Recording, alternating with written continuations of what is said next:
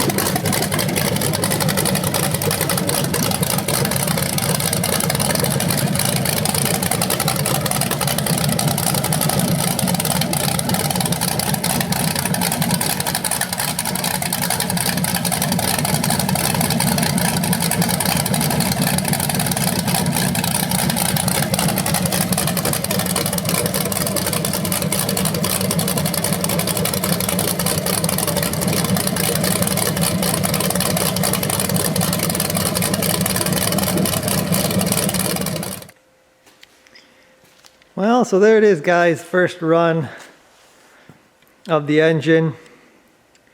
It sounded good. I don't see anything leaking. I did notice a little different sound with, I don't know if it's the headers or, the flywheel. Flywheel sounds a little different when you rev it up versus the flex plate I had on my 400. So I don't really know why that sounds a little different in that bell housing, but it does. Yeah, I think the headers sound a little different, which, there's not a whole lot of tube there. So I kind of figured it might sound a little different. Haven't done any tuning with the carb. This is right off his 350. So I haven't done anything with the idle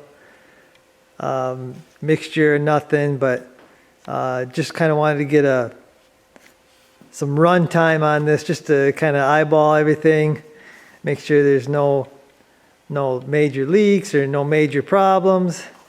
The timing is really, really close. I don't think I don't know. I may not mess with it, but I'm gonna run it a little bit. We'll check it again, but I think it's real close.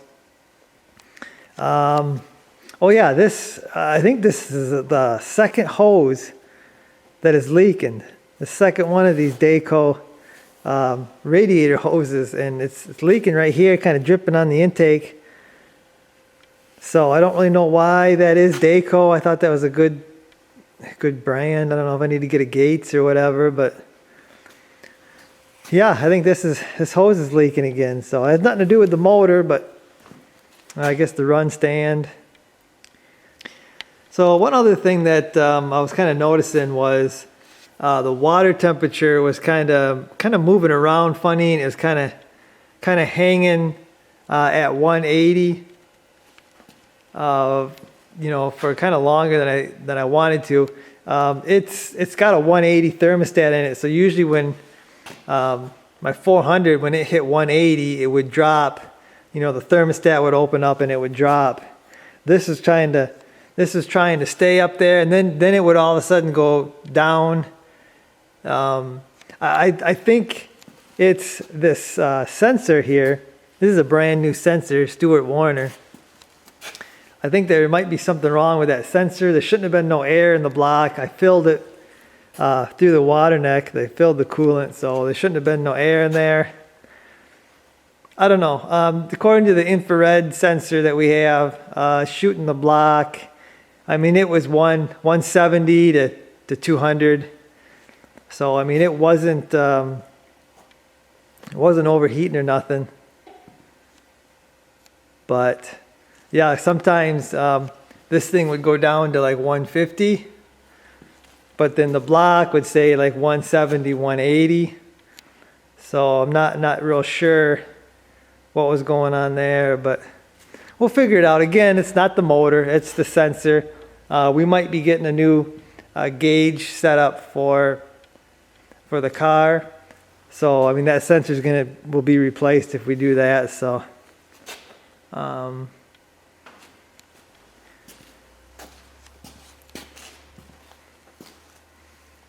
yeah, real happy with everything. So, oh yeah, one other thing is, talking to the guys at BluePrint, they noticed on my videos that I was using the vacuum advance on my 400, and they said, don't do that. So I've got the vacuum advance blocked off on my 400 and this 396. They said these engines don't need to run the vacuum advance, so I'm doing what they're saying to do. So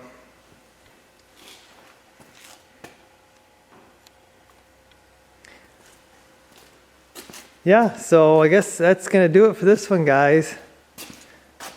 I may get an oxygen sensor set up for the stand, so we can kind of look at the air-fuel ratio of these motors. I don't know if I'll get one or not in time for this motor, but I'm probably going to run this thing for about a week or so. Just, you know, make sure there's no leaks on it and make sure it's running good and before we drop it in the car. But yeah, we'll see about that. But anyway, guys, I guess that's it for the first run video. Hopefully you enjoyed the video. And I'll see you.